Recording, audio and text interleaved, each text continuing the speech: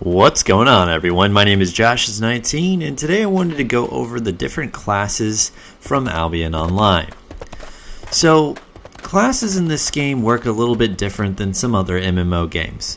Most other MMO games, you actually have to pick a class at the beginning of the game, and that's kind of the class that you have to use throughout the whole game.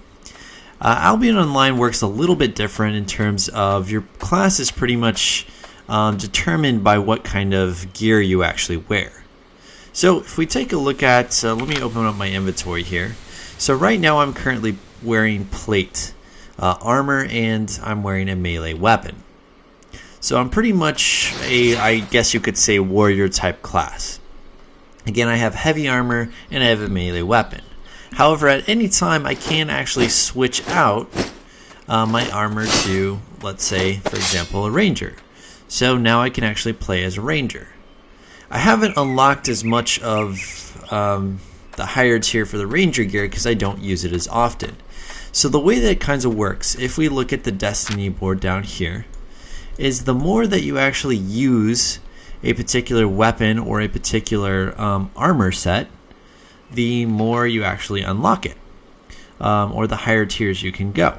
So as you can see, in terms of melee, I do have a melee or a bunch of different melee weapons that I've unlocked quite a bit further. As you can see, my hammer into my polearm is the furthest, and then of course my melee armor is a little bit further than some of the others. The ranger I haven't used very much, and again the mage I haven't used very much. So I've only locked up to tier 3 on both of those. However, for my melee I can actually wear up to tier 5 armor, and I can actually use up to tier 6 in terms of the polehammer. So again, if I use this a certain amount, let's say that I use or I get 480 fame, I can now use a tier 4 bow instead of a tier 3. Same thing with the armor. Again, if I wear leather armor and I get 480 fame wearing that, I would then be able to use tier 4. What's unique about this situation with the classes is that you don't have to actually have one specific armor type. You can actually mix and match. For example, let's say that I want to use like some mage, like a mage weapon here for healing, but I want to use plate armor. There's nothing wrong with that. I can have healing. Now I now have healing abilities, okay, as well as an interrupt, and I still have my melee armor. I also may want to use, instead of the plate helm, maybe I want to use this leather helm. So the leather helm would actually give me the ability to turn invisible for 7 seconds. So maybe it's more beneficial for me to have that.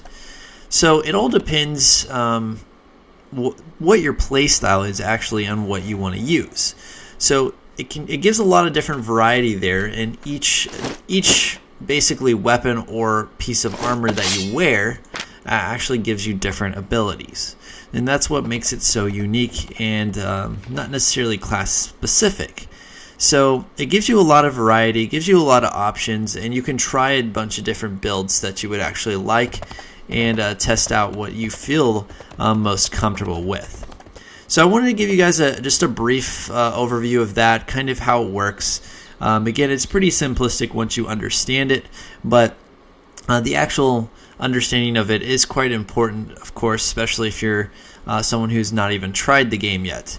So I wanted to give you guys that input. If you liked the video, please hit the like button, and if you'd like to see more videos in the future, then please subscribe. And don't forget to keep on owning.